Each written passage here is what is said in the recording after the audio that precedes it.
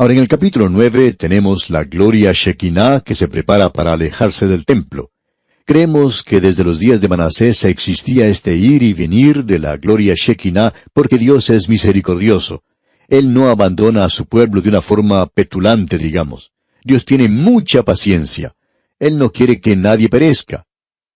En el versículo 2 y la primera parte del versículo 3 del capítulo 9 leemos: Y he aquí que 6 varones venían del camino de la puerta de arriba, que mira hacia el norte, y cada uno traía en su mano su instrumento para destruir. Y entre ellos había un varón vestido de lino, el cual traía a su cintura un tintero de escribano, y entrados se pararon junto al altar de bronce.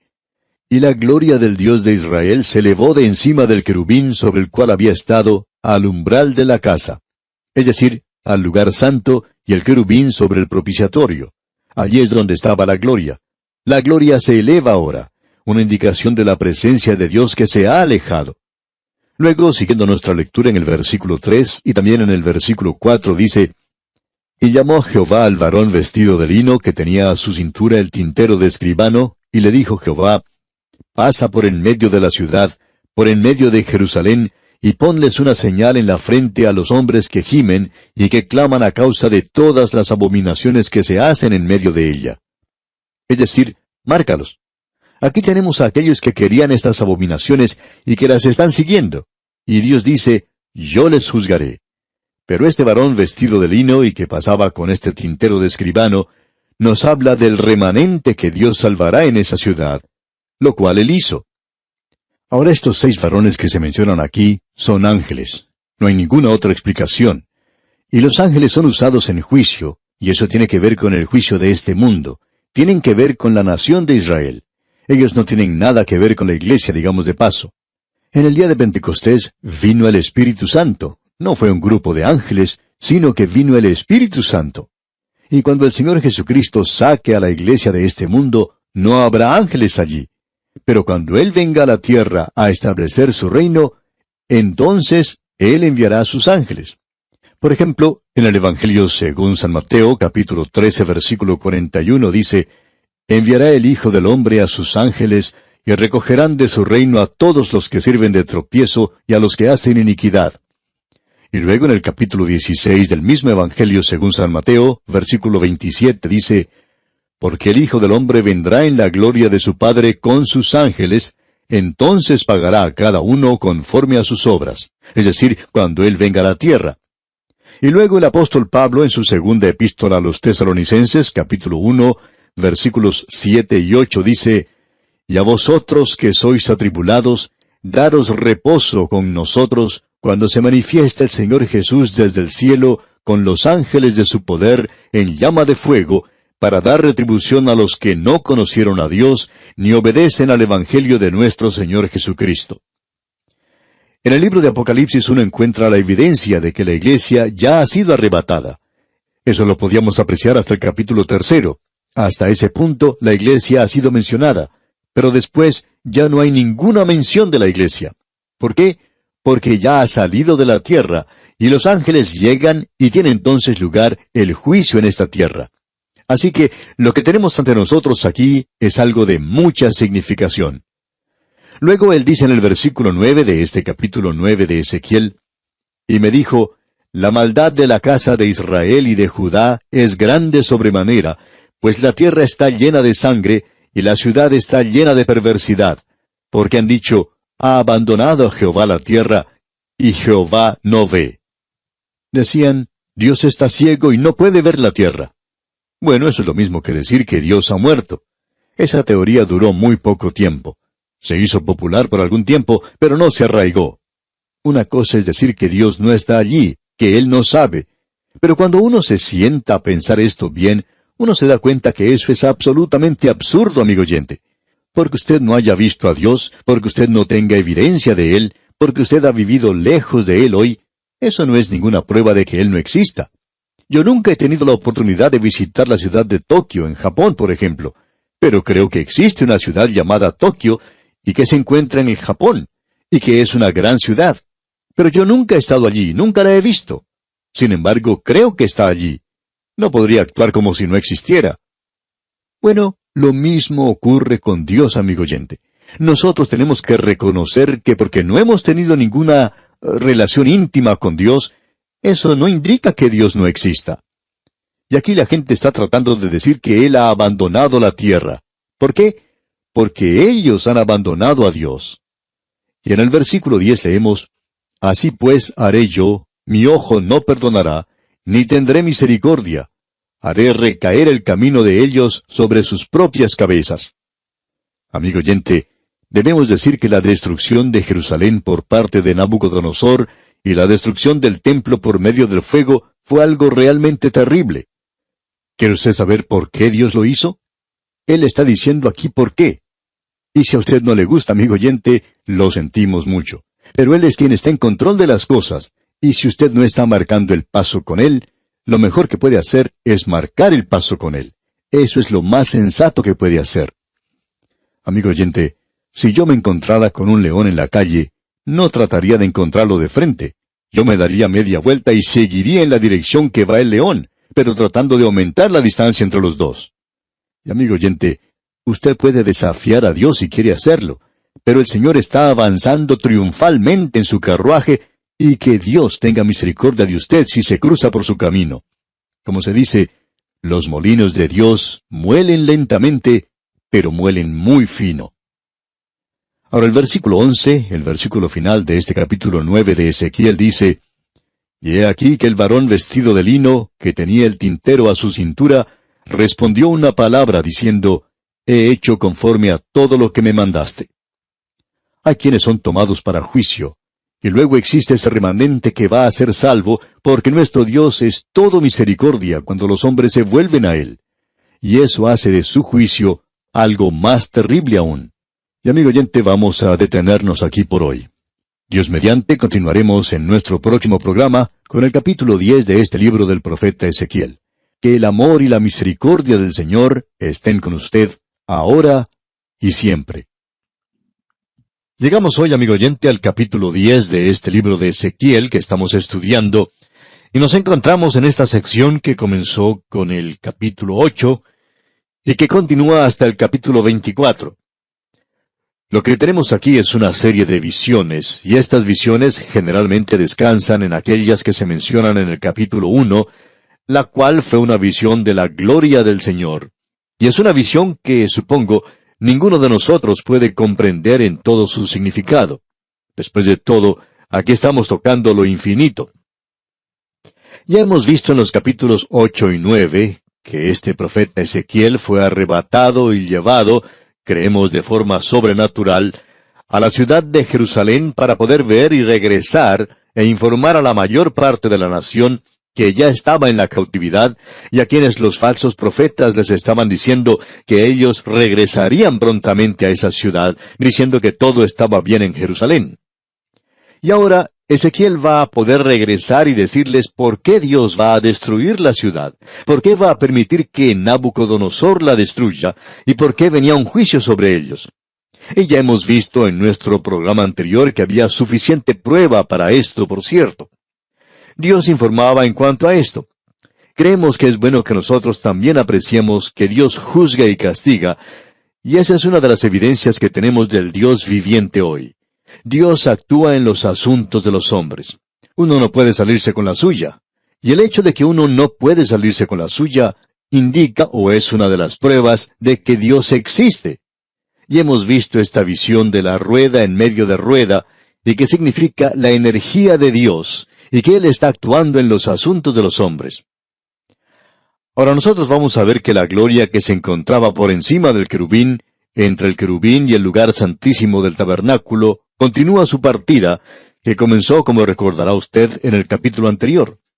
Y en aquella ocasión, digamos de paso, y nos encontramos ahora en el templo, ya que el templo había reemplazado al tabernáculo, que no era otra cosa sino una tienda, una carpa.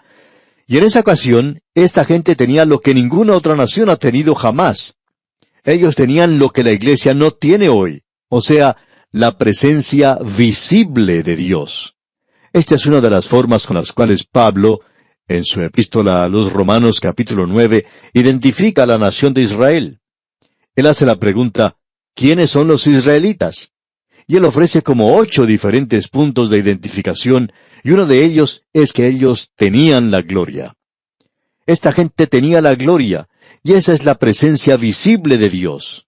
La gloria Shekinah estaba allí, y eso fue lo que vio Ezequiel en el primer capítulo. Ahora vimos en nuestro estudio anterior que la gloria comenzó a levantarse. Y ahora en este capítulo que vamos a considerar hoy, veremos que continúa su alejamiento, continúa su partida. La gloria de Dios comienza a alejarse del templo. En nuestro estudio anterior vimos que se levantaba de entre el querubín y que se mantenía sobre el templo mismo. Y en los 2 primeros versículos de este capítulo 10 de Ezequiel leemos: Miré, y he aquí en la expansión que había sobre la cabeza de los querubines como una piedra de zafiro, que parecía como semejanza de un trono que se mostró sobre ellos. Y habló al varón vestido de lino y le dijo: Entra en medio de las ruedas debajo de los querubines, y llena tus manos de carbones encendidos de entre los querubines, y espárcelos sobre la ciudad.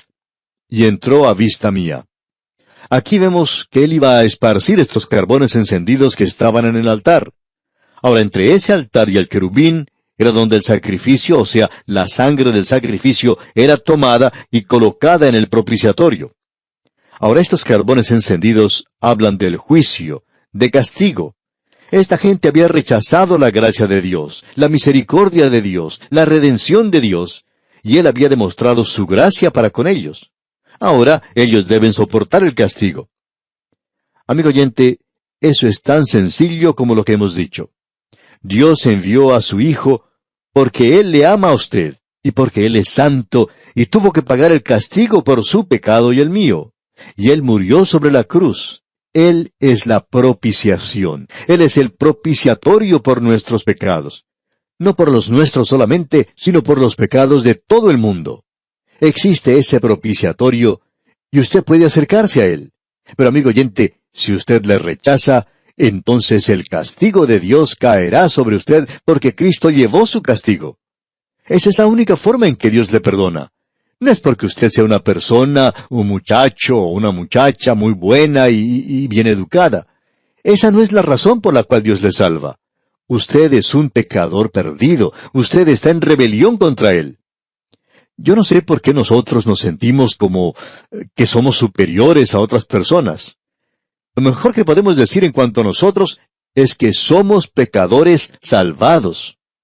Cierto hombre dijo que a él no le gustaba que dijéramos que somos pecadores salvados. A él no le gusta escuchar eso. Bueno, debemos decir que si ese hombre es salvo, entonces él es un pecador salvo. Es que a nosotros no nos gusta nuestro comienzo, nuestro principio. No nos gusta eso. Ahora el juicio va a caer sobre esta ciudad. Y esa ciudad es en realidad el centro de la tierra. Según la llama Dios, es el ombligo de la tierra. También será el centro del reino milenario, y será el reino eterno de esta tierra después de eso.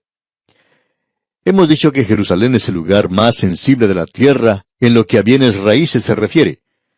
Y alguien ha dicho lo siguiente: Palestina llegó a ser el centro nervioso de la tierra en los días de Abraham. Más adelante el país llegó a ser el centro de la verdad debido a Moisés y los profetas.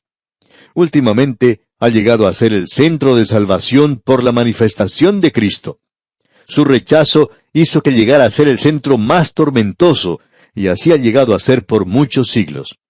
La Escritura predice de que llegaría a ser el centro de paz bajo el reino mesiánico, y llegará a ser el centro de gloria en un nuevo universo que aún no hemos experimentado. Ahora usted y yo, amigo oyente, estamos viendo aquí a través de esta visión de Ezequiel el alejamiento de la gloria de esa ciudad, la presencia visible de Dios. Pero Dios tiene un propósito eterno en esta ciudad, y en el versículo 4 del capítulo 10 de Ezequiel se nos dice: Entonces la gloria de Jehová se elevó de encima del querubín al umbral de la puerta, y la casa fue llena de la nube, y el atrio se llenó del resplandor de la gloria de Jehová. La gloria Shekinah se encontraba en el lugar santo. Estaba confinada a ese lugar, denotando el acercamiento de esta gente a Dios. Y ahora aparentemente la gloria se aleja del lugar santo, el lugar entre el querubín, y se mantiene sobre el templo para ver si la gente va a regresar a Dios. Y leemos en los versículos 5 hasta el 8 lo siguiente: y el estruendo de las alas de los querubines se oía hasta el atrio de afuera, como la voz del Dios omnipotente cuando habla. Aconteció pues que al mandar al varón vestido de lino, diciendo, «Toma fuego de entre las ruedas, de entre los querubines», él entró y se paró entre las ruedas. Y un querubín extendió su mano de en medio de los querubines al fuego que estaba entre ellos, y tomó de él y lo puso en las manos del que estaba vestido de lino, el cual lo tomó y salió. Y apareció en los querubines la figura de una mano de hombre debajo de sus alas. Nuevamente esto demuestra la actividad de Dios al hacer ciertas cosas. Allá en el Salmo 19, versículo 1 leemos, «Los cielos cuentan la gloria de Dios, y el firmamento anuncia la obra de sus manos». Este universo es obra de la mano de Dios. Cuando Dios redimió al hombre, esta fue una obra más grande aún que la creación, porque Isaías dijo allá en el capítulo 53, versículo 1 de su profecía, «¿Quién ha creído a nuestro anuncio? ¿Y sobre quién se ha manifestado el brazo de Jehová?» De la única forma en que yo puedo comprender la obra de Dios es el verlo en términos con los cuales yo estoy familiarizado. Uso mis dedos para hacer ciertas cosas, mis manos hacen otras cosas, y mis brazos aún hacen cosas más pesadas. Bueno, la obra más grande que Dios ha hecho es la de realizar la obra maravillosa de la redención, esa gran obra de amor que se demuestra en la cruz de Cristo. Allí Él manifestó su brazo. Cuando Dios creó al universo, simplemente utilizó su mano. Alguien dijo, Dios creó el universo y ni siquiera se esforzó mucho. Aquí tenemos la mano de Dios actuando en juicio y castigo. Leamos el versículo 9 ahora. «Y miré, y he aquí 4 ruedas junto a los querubines, junto a cada querubín una rueda, y el aspecto de las ruedas era como de crisólito». Suponemos que estas ruedas estaban girando. ¿Y ha observado usted alguna vez una rueda cuando está girando? Uno puede apreciar ese relampagueo de la luz, como una piedra preciosa. Tenemos que estas ruedas están en una actividad continua, incesante, y nos hablan del hecho de que Dios está muy ocupado. El Señor Jesucristo dijo, «Mi Padre obró hasta ahora, y yo obro». Y Él ha estado muy ocupado desde que Él ascendió nuevamente al cielo, porque Él tiene que mantenernos salvos a nosotros. Y esa en realidad no es una tarea fácil. Quizás no lo sea en su caso, pero en mi caso sí lo es. Ahora los versículos 10 y 11 de este capítulo 10 de Ezequiel dicen, «En cuanto a su apariencia, las 4 eran de una misma forma, como si estuviera una en medio de otra. Cuando andaban, hacia los 4 frentes andaban. No se volvían cuando andaban, sino que al lugar a donde se volvía la primera, en pos de ella iban. Ni se volvían cuando andaban». Dios nunca tiene que regresar a levantar algo que se había olvidado. No tiene que desviarse de un lado a otro. Nunca tiene que tomar algún desvío. Él se dirige hacia adelante hoy para lograr su propósito en este mundo. Esa es la visión que tenemos aquí. Por cierto, una visión tremenda. Ahora, en el versículo 13 de este capítulo 10 de Ezequiel leemos, «A las ruedas, oyéndolo yo, se les gritaba, ¡rueda!». Está hablando a algo que nosotros pensamos es inanimado. Sin embargo, esto es algo diferente. Y vemos en el versículo 14, «Y cada uno tenía 4 caras. La primera era rostro de querubín, la segunda de hombre, la tercera cara de león, la cuarta cara de águila». Nos damos cuenta que lo que se dice aquí es en sentido figurado, y no queremos exagerar lo que decimos, pero creemos que tenemos aquí los 4 evangelios. Pensamos que en el rostro de un águila tenemos representada la deidad. Ese es el Evangelio de Juan. Ahora, la cara de un león, él es el león de la tribu de Judá. Él es el rey en el Evangelio de Mateo. Luego tenemos el rostro de un hombre, y ese es el Evangelio de Lucas. Tenemos luego el rostro de un querubín, y eso nos deja con el Evangelio de Marcos. Y en Marcos, él es el siervo. Él es aquel que derramó su sangre. En el libro de Apocalipsis tenemos una visión que nos muestra la figura de un buey. Él derramó su sangre para que usted y yo viviéramos, y el querubín observaba esa sangre. Es decir, Él hizo un propiciatorio para nosotros. Ahora en el versículo 15 leemos, «Y se levantaron los querubines. Este es el ser viviente que vi en el río Quebar». Esta fue la primera visión que vimos en el capítulo 1. Nuevamente debemos repetir que todo esto regresa a lo que se expresó allá en el primer capítulo de este libro de Ezequiel. Luego, avanzando ahora hasta el versículo 18 de este capítulo 10, leemos: Entonces la gloria de Jehová se elevó de encima del umbral de la casa y se puso sobre los querubines. La gloria del Señor se eleva del templo, se está apartando, se está alejando ahora del templo. Y continúa en el versículo 19, y alzando los querubines sus alas, se levantaron de la tierra delante de mis ojos. Y él pudo observar esto cuando ellos se elevaban y cuando se apartaban. Y en el versículo 22 leemos: Y la semejanza de sus rostros era la de rostros que vi junto al río Quebar, su misma apariencia y su ser, cada uno caminaba derecho hacia adelante. Opinamos que esta es una visión que nos presenta que Dios llegará a encarnarse. O como lo dijo Juan, el Verbo se hizo carne.